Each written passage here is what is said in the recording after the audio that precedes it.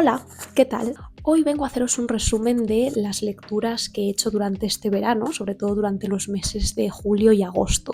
Este va a ser el primer vídeo que suba al canal, así que he pensado que es una buena forma de comenzar haciendo un poco de recap de mis últimas lecturas y así doy un poco pues una visión general de mis gustos, de mis preferencias, de lo que me gusta leer. Como no quiero que el vídeo sea demasiado largo, creo que a lo mejor lo divido en dos partes, dependiendo un poco de lo que me enrolle hablando de cada libro. He pensado que voy a hacer una primera parte hablando exclusivamente de los libros de fantasía que he leído este verano, ya que, bueno, me he pegado un poquito un atracón a este género, y luego haré una segunda parte con el resto de libros que no son del género fantasía, pero que también he leído en verano.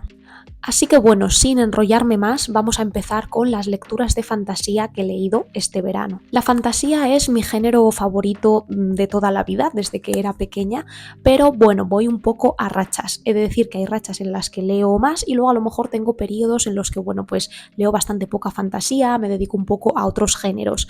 Pero este verano la verdad es que me entraron muchas ganas de leer fantasía y ya digo que he leído bastantes libros, bueno, para lo que suelo leer yo.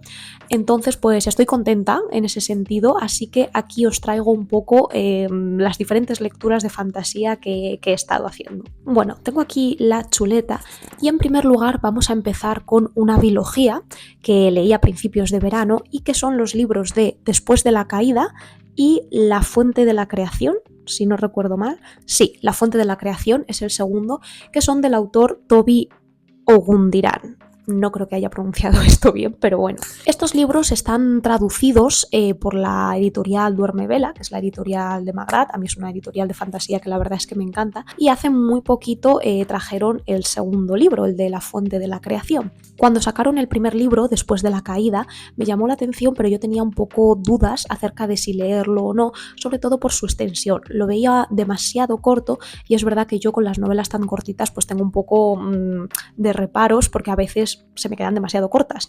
Así que cuando me enteré de que había una segunda parte y que esta historia era una biología, me dije perfecto, porque así me puedo leer los dos del tirón y entonces ya la historia pues no se me queda tan corta como si solo fuera uno.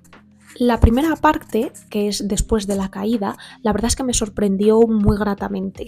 El libro nos presenta una historia fantástica donde el sistema de magia está basado en la mitología de los orisas, que es una mitología, procedente de África, si no recuerdo mal, creo que se origina como en la zona de Nigeria, y que a mí me pareció muy original porque yo nunca había visto integrada en un libro de fantasía. Es un sistema de magia que para mí se me hizo muy fresco, muy original y muy fascinante. Es una magia muy conectada con la religión y de esta forma pues tenemos templos, tenemos sacerdotes, tenemos dioses, ¿no? Que son los orisas, tenemos oraciones. La verdad es que todo esto se me hizo súper curioso ya desde la primera página.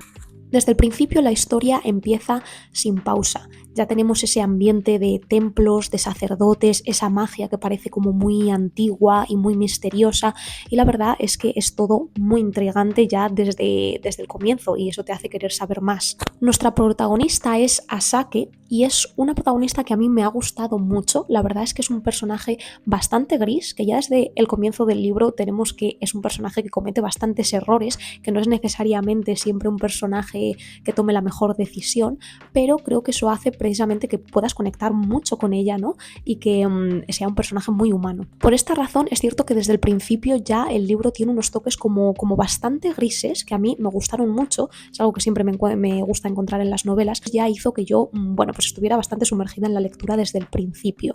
Es cierto que la trama, pues digamos que sigue un esquema, ¿no? Algunos clichés, pues un poco ya vistos, un poco más generales dentro de lo que es la fantasía. Al final es un poco el esquema de la persona elegida, ¿no? Que va a salvar un poco pues el mundo.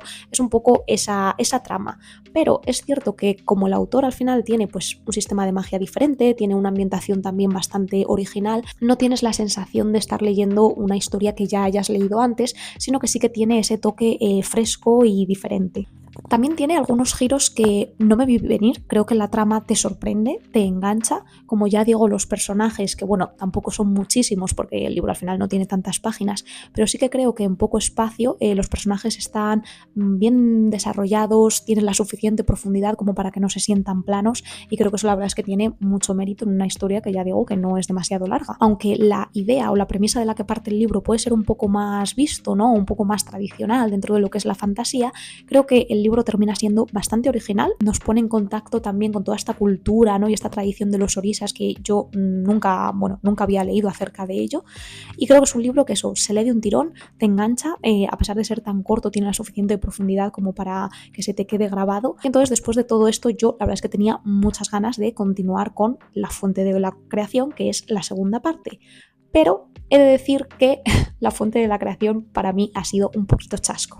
Sinceramente creo que esta segunda parte es que no mantiene el nivel de la primera y además creo que no llega a dar al lector lo que parecía que se estaba prometiendo en la primera parte. Me da mucha pena decir esto, pero sí que creo que esa parte más fresca y más original del primer libro que llamaba la atención, que resultaba diferente, creo que se pierde un poco en esta segunda parte. En La fuente de la creación la trama ya sí que se siente totalmente manida y totalmente vista antes. Básicamente sigue un esquema que ya todos conocemos, que es un poco la lucha del bien contra el mal, los buenos contra los malos, la elegida que tiene que salvar el mundo y como ya digo, aunque es un esquema que también estaba presente en el primer libro, parece que aquí ya se pierde un poco todos esos toques originales que sí que tenían la primera parte de la historia. Aquí sí que tuve la sensación que era una historia que ya había visto, que ya había leído muchas veces y que no me estaba aportando nada nuevo. Es como que tú sabes cómo empieza la historia, cómo continúa y cómo termina. Y en ese sentido no te da ninguna sorpresa. Además, yo pensaba que a lo mejor esos puntitos grises o de complejidad que ya teníamos presentes un poco en la primera parte, pues yo pensaba que aquí se iban a acentuar más o que íbamos a entrar más en profundidad de ciertos temas, pero la verdad es que no ha sido así para nada. En la sinopsis de La fuente de la creación se nos dice que nuestra protagonista, Asake, se va a enfrentar a un dilema. Un poco tiene la crisis acerca de si la lucha que ella está haciendo merece la pena o no, si merece la pena salvar a los orisas o no. Yo pensaba que este tema iba a ser muy principal en el libro y que iba a ser un poco, digamos, el eje conductor de toda la historia y yo estaba muy preparada para esto, yo estaba ready, a tope, o sea, es un tema que me encanta, pero no. Este conflicto realmente no se presenta o no se llega a presentar de una forma ya un poco más explícita hasta bastante avanzado en la trama. Hasta el 60 o el 70% del libro prácticamente no se habla de este tema. Toda la primera parte del libro es cierto que se siente como que no avanza.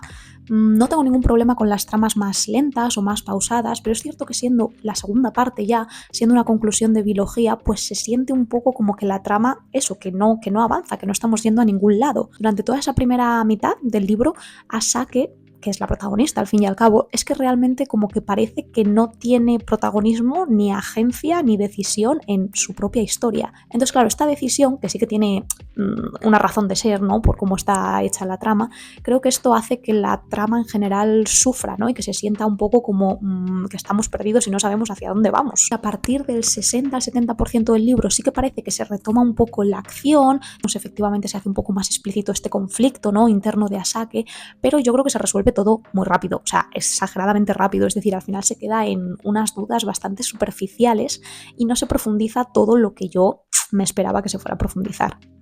Es cierto que a lo largo de toda esta segunda parte se intenta dar como más profundidad al villano y sí que creo que se consigue, a ver, es uno de los mejores personajes, pero creo que al final del día todo esto se resuelve, ya digo, como demasiado fácil, demasiado rápido, que intentan darle profundidad al villano y que tú, bueno, empatices un poco con él o puedas entender sus razones, al final del día es como que resulta muy claro desde el principio quiénes son los buenos, quiénes son los malos y el que es malo, como que no hay sombra de duda en ningún momento para el lector cuál es el camino a seguir. Es cierto que en esta última parte ya hay como bastante más acción, pero para este punto de la historia yo ya estaba bastante desconectada y la verdad es que ya lo estaba leyendo hasta un poco en diagonal, porque es que ya sabía cómo iba a terminar todo y el libro no me estaba dando como nada nuevo, entonces en ese sentido me sentía como, bueno, venga, a ver si se acaba esto y ya está. Siento como si el autor no hubiera sabido muy bien cómo terminar el libro o como si quisiera ya como terminar la historia de una vez y se acabó.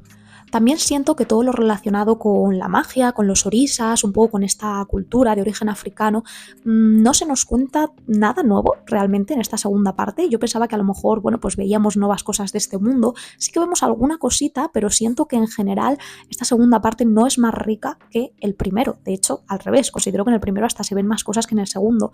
Entonces esto también me decepcionó un poco porque yo pensaba que, bueno, pues íbamos a seguir profundizando en este mundo, en este sistema de magia, y realmente no mucho. Sí que profundizamos un poco en el pasado, de los dioses, del villano, pero quitando esta parte, el resto prácticamente nada. Entonces, bueno, pues esto tampoco me gustó mucho. Así que es una pena, pero la verdad es que no sé si recomendar la biología en conjunto o no. Es cierto que el primero me gustó, yo le pongo unas sólidas 3 estrellas, incluso 3 estrellas y media. Para mí esto es muy buena puntuación, ¿vale? Es un libro que me ha gustado bastante. Pero es que al segundo libro realmente no le puedo poner más de 2 estrellas. Es que no me gustó, no considero que sea un libro malo ni horrible, pero realmente me terminó decepcionando. Entonces, bueno, sabiendo esto, no digo que no lo recomiende, creo que le podéis dar una oportunidad y creo que merece la pena, pero ya digo que el final, pues a mí me ha decepcionado. El segundo, bueno, o tercero libro que he leído ha sido Winter Rose o Rosa de Invierno, me imagino que está traducido al español, de Patricia McPhillip.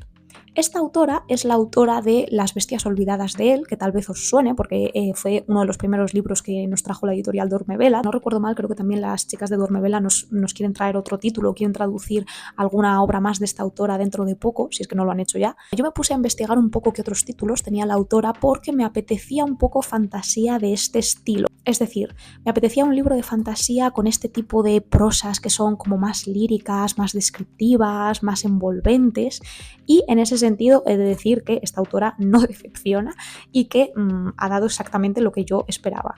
En ese sentido, la verdad es que este libro está cargado de descripciones muy líricas, muy bellas, está muy presente la naturaleza, ciertos elementos naturales, el bosque. Entonces, si queréis un libro de fantasía con este tipo de vibes, no tiene que ser Rosa de Invierno específicamente, yo creo que todos los libros de la autora tienen un poco esta atmósfera. La verdad es que, bueno, pues esta autora es perfecta para vosotros. Rosa de Invierno nos cuenta la historia de dos hermanas. La protagonista, que se llama Rose, ¿no? Y su hermana, que se llama Laurel, si no recuerdo ahora mismo mal. Pues la vida de estas dos hermanas, que viven en un pueblecito, pues se va a ver un poco sacudida o transformada cuando llega a este pueblo pues un individuo un poco, bueno, un hombre un poco particular. Este hombre, que es bastante apuesto, es muy guapo, es misterioso, además se dice o se cuchichea en el pueblo que sufre de una maldición familiar, digamos que va a poner un poco patas arriba todo el pueblo y concretamente pues también la vida de estas dos hermanas que inevitablemente se van a sentir un poco atraídas o intrigadas. Este es un libro de fantasía clásica, ¿vale? En ese sentido me refiero un poco a fantasía de esta más tradicional, más clásica, un poco pre-Tolkien, pues eso, muy enfocada en la naturaleza, en el bosque, con esta serie de criaturas feéricas o tipo hadas, pero que no son hadas que necesariamente siempre sean buenas, sino que son este tipo de seres feéricos que están ahí un poco entre el límite del bien y el mal, son atrayentes, pero también son peligrosos, pueden ser crueles, pero al mismo tiempo son muy intrigantes, muy bellos. Entonces es un poco este tipo de fantasía que a mí la verdad es que me gusta mucho las vibes de este tipo de libros. También cuenta con una magia como muy onírica, es este tipo de historias en las que hay situaciones y hay escenas que no sabes si han pasado de verdad, no sabes si son sueños, no sabes si la protagonista está flipando. He de decir que este tipo de magia así como tan onírica y de los sueños y que no se sabe qué es real y que no es mi estilo favorito, ¿vale? Dentro de la fantasía, a mí todo este tema de lo onírico y lo surrealista pues muchas veces me parece como demasiado, pero sí que es verdad que en Rosa de Invierno, bueno, pues el equilibrio para mí ha estado bien, es decir, no me ha parecido demasiado, sí que había a lo mejor algunas escenas que se me hacían un pelín más largas, pero también es cierto que como están tan bien escritas, porque la autora escribe de una forma súper descriptiva y súper bella y te sumerge muchísimo en la narrativa, pues la verdad es que no me ha importado, incluso cuando realmente no es mi estilo. Otra cosa es la historia un poco de romance, ¿no?, que hay en este libro, que yo pensaba que iba a ir un poco por otro camino, pensaba que iba a ir como por un camino más oscuro, digamos, y realmente no tanto o no tanto a como yo percibí por lo que te cuenta un poco la sinopsis.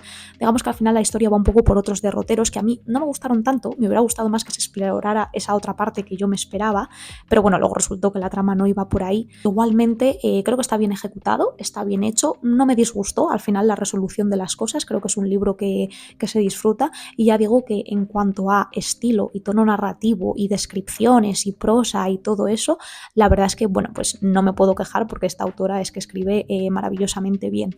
Eso ha sido Rosa de invierno, es un tipo de fantasía bastante distinto, pero era justo lo que yo necesitaba en el momento. Entonces fue un libro que me gustó bastante.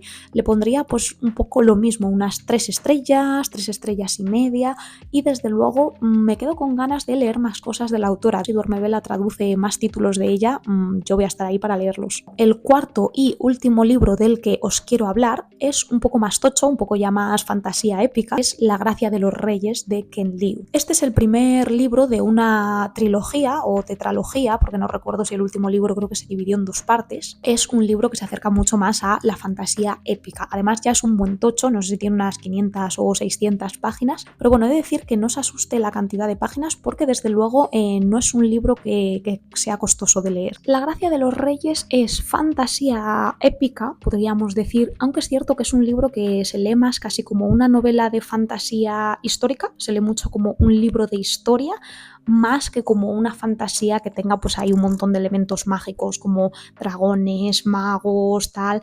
No, se parece más un poco a un libro de historia casi. De hecho, si no me confundo, creo que está muy inspirado en la historia de China y concretamente de la dinastía Han. Esto no lo sé 100% porque lo estoy diciendo de memoria. Este libro, desde luego, es muy diferente. La forma en la que está escrito es que es verdad que parece como un texto de historia. Esto tiene tanto cosas buenas como cosas malas. Creo que los puntos más positivos del libro precisamente vienen de cómo está escrito, pero también creo que las mayores desventajas o mayores cosas que pueden no resonar del todo con los lectores vienen precisamente del mismo sitio, de cómo está escrito este libro. Digamos que más que un libro centrado en los personajes, que también tenemos ciertos personajes protagonistas a los que sí vamos a ir siguiendo a lo largo de todo el libro y toda la historia, realmente podríamos decir que la historia al final es la historia de un país o una serie de países o una región.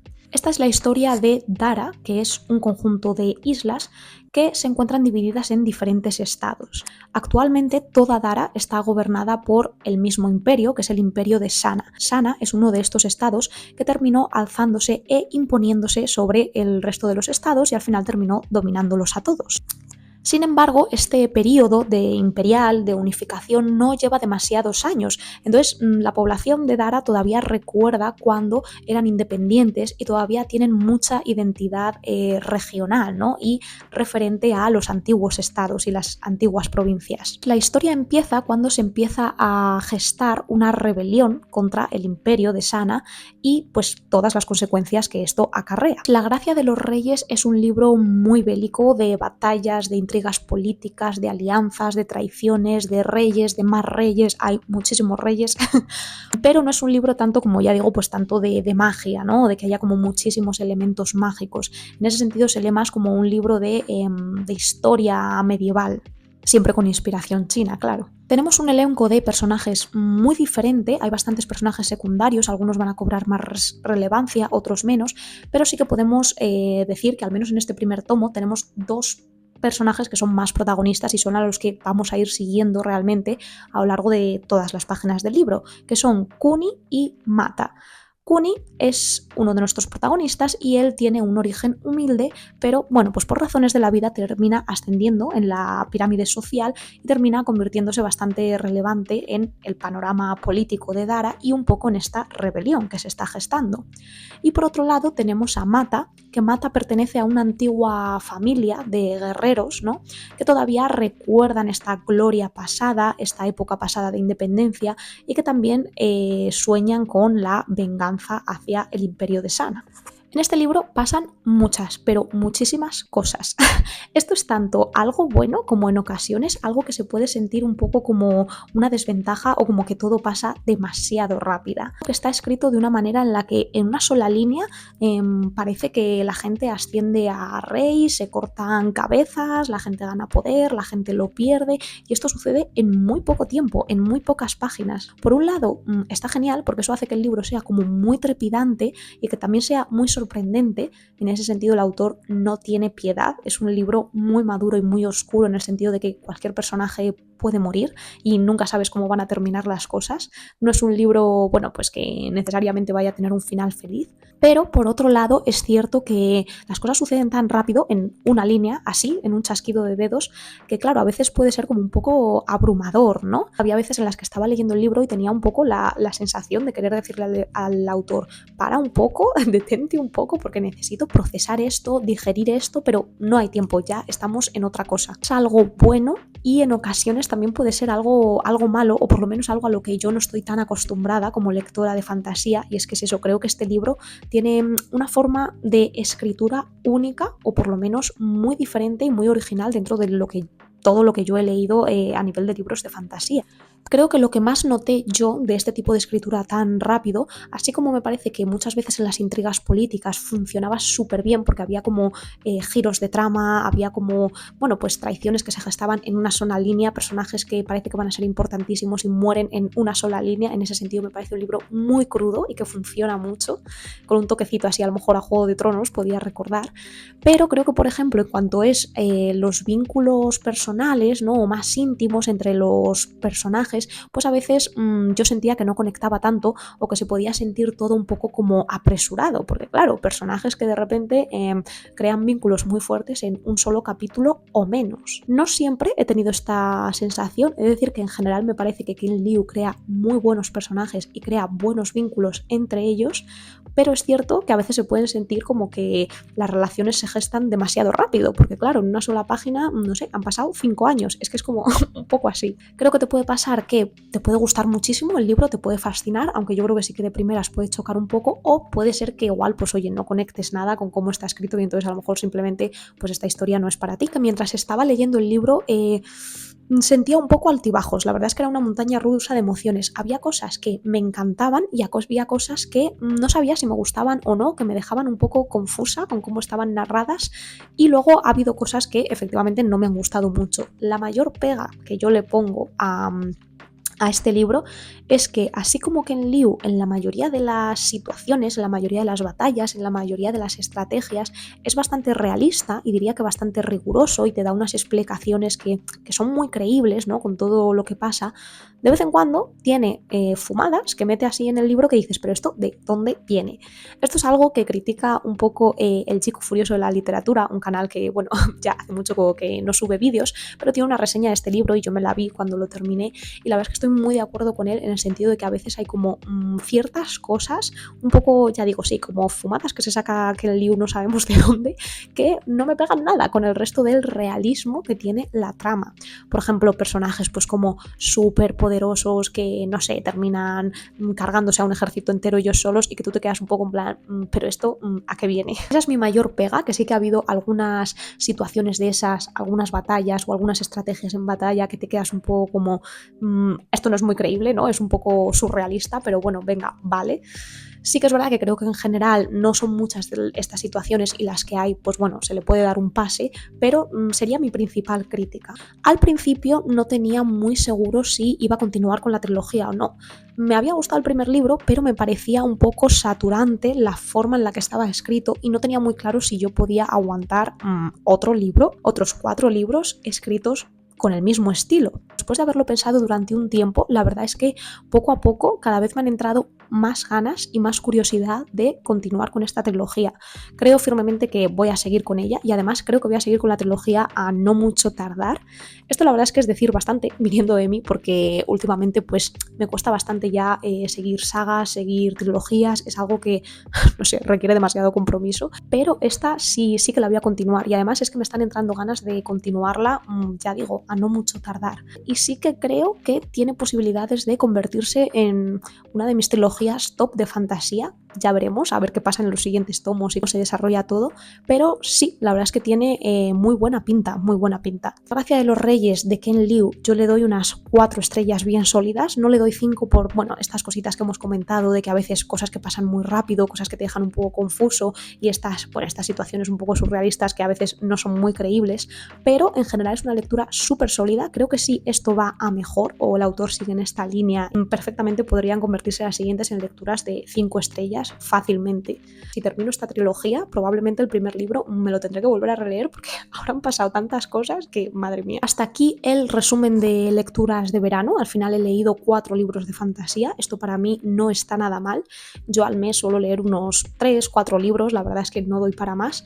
Entonces, bueno, 4 libros de fantasía más los 4 que no son de fantasía y que he dejado para hablaros en la segunda parte de este vídeo. La verdad es que para mí pues ha sido un verano muy rentable. En general todas han sido buenas lecturas, algunas me han gustado más que otras, pero bueno, estoy contenta. Y ya no me enrollo más. Si queréis decirme en los comentarios qué habéis estado leyendo vosotros este verano, si habéis leído alguno de estos libros, si os pueden llamar la atención. Y nada, nos vemos en el siguiente vídeo. Adiós.